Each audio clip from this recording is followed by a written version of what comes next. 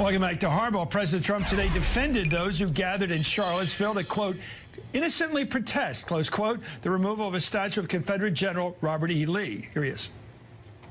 This week it's Robert E. Lee. I noticed that Stonewall Jackson's coming down. I wonder, is it George Washington next week, and is it Thomas Jefferson the week after? You know, you really do have to ask yourself, where does it stop? George Washington was a slave owner. Was George Washington a slave owner? So will George Washington now lose his status? Are we going to take down, excuse me, are we going to take down statues to George Washington? How about Thomas Jefferson? What do you think of Thomas Jefferson? You like him? I do love him. Okay, good. Are we going to take down the statue? Because he was a major slave owner. Now we're going to take down his statue. So you know what? It's fine. You're changing history. You're changing culture.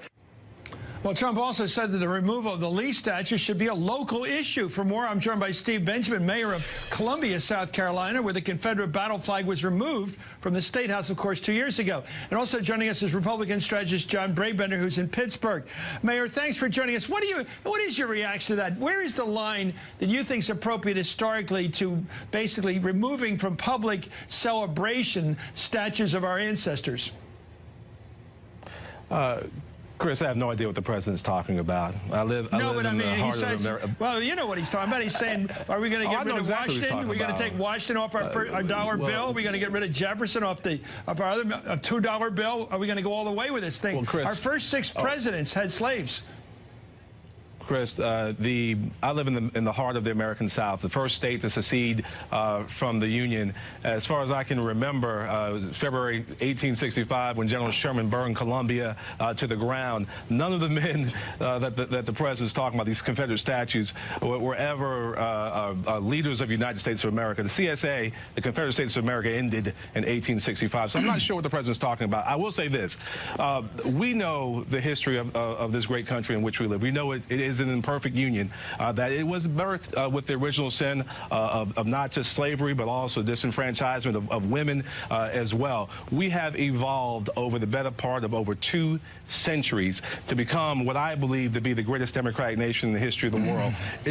It is the moral prerogative of the president to continue to be the optimist looking forward to build a future, not to try and fight battles from 200 years ago or 150 years ago. It's a moral responsibility of every leader to try and speak to love and grace and mercy and how you bring people together, not trying to sow seeds of division and hate. And I will tell you, people ask me about the president's tweets all the time and what he has to say. I blocked Donald Trump on Twitter well over a year ago, and so I always get his tweets secondhand.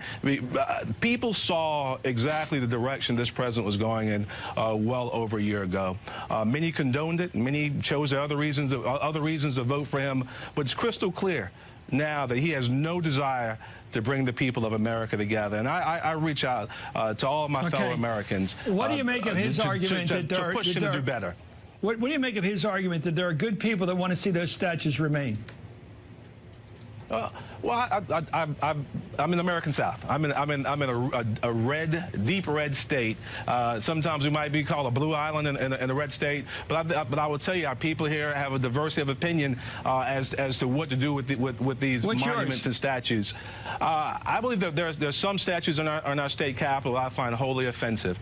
Very few of them actually have to do with the Civil War. Several of them have to do with the period post-Reconstruction in which there were reigns of terror led by Ku Klux Klan and others like Pitchfork Ben Tillman. The most offensive statue I found in our Capitol wasn't a soldier. It was J. Marion Sims, who's considered to be the father of modern obstetrics and gynecology, who tortured slave women and children for years as he developed his treatments for gynecology. There's a statue of him here, Montgomery, Alabama, and New York City. It should come down at some point. But the focus of the president, the focus of our governors, the focus of our local leaders and mayors all across this country ought to be on bringing people together. Chris, my city is a city of people from 200 different countries who speak 90 different languages. We are a microcosm of a society that is focused on building the most talented, educated, and entrepreneurial city in America. We are better, greater than the sum total of our parts. And we need a leader who's going to speak to that. If he can't do that, then he ought not be president of the United States of America.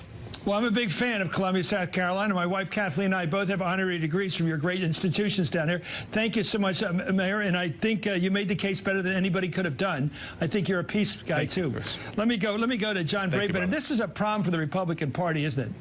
Well, first of all, let me say this. We really should put Republican and Democrat aside right now and stand up as Americans with a very loud and clear voice to say collectively we're unified in repudiating the KKK and the neo-Nazis.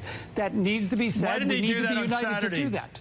Well, personally, I think it should have been. I also marvel at how anybody would put on that press conference today and think that they were going to walk out of there talking about infrastructure without this being addressed. It should have been addressed right up front. This is one of those issues that's so important and where words matter so much. Okay, I'm with you. It should have been a John, I'm with you, but your party's not with you, because I remember when we had Boehner, we had Speaker Boehner a couple years ago, and he was asked, why don't you tell the president to stop pushing this birther thing, that the president of the United States at that time, Barack Obama, is not some foreigner who snuck into the country. And he said as follows: I'm not going to tell people what to think. Isn't that the goal of leadership, to be able to tell people what to think? Sorry, what? It should have John, been I'm with you, but your party's not with you, because I remember when we had Boehner, we had Speaker Boehner a couple years ago, and he was asked, why don't you tell the president to stop pushing this birther thing, that the president of the United States at that time, Barack Obama, is not some foreigner who snuck into the country.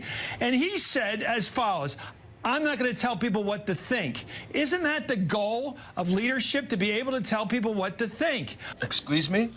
A baking powder? Isn't that the goal of leadership, to be able to tell people what to think? No. Why does your party leadership shy away from saying Trump's wrong? It seems to me that McConnell and the Speaker, Ryan, should be standing right now and saying, whatever Trump thinks personally, we know where we stand. We're the party of Lincoln still, and we don't stand for this, and nobody's doing it. Speaker Ryan put out a very strong statement just a few moments ago. Yeah, okay. Mike Pence put out a very strong statement 2 days ago. There are certainly people in this party. The problem is this president falls into this terrible trap of deciding that he wants to talk about things like monuments and statues, when that is not the purpose today. The purpose today is clarity of message, and anybody allowing him to do that, it's disappointing that they even put him in that position. And the other thing, too, though, Chris, is there's a lot of people that say, well, he's playing to the base. I will tell you that's a very judgmental statement as well about the base. The base is a lot of Democrats right now too. This is an issue where there should be unity in this entire country, and I think it's disappointing that we're not all united on this. Well, there's two. You're not happy with it. Two people are happy tonight. One is Donald Trump, the President of the United States, and the other one is David Duke. Last word to the mayor. I have to go back to the mayor. He wants to talk. So, Mayor, go ahead. Chris, all I can say is hopefully a message of hope. We've been here before. We've been here several times in the history of our country, and people of goodwill have come together to move us forward. I reach out to all of my friends who are Democrats and Republicans, independents, Green Party, Libertarian. Everyone come together and repudiate this nonsense, and together let's walk arm in arm into a very bright future that I believe that the United States of America could and should have. Well, you strike me as a leader, sir. Thank you so much for coming on Hardball. Please come back. Mayor Steve Benjamin of Columbia, South Carolina. I want to thank, as always, John Braben for being wise and good. Up next, well, not always.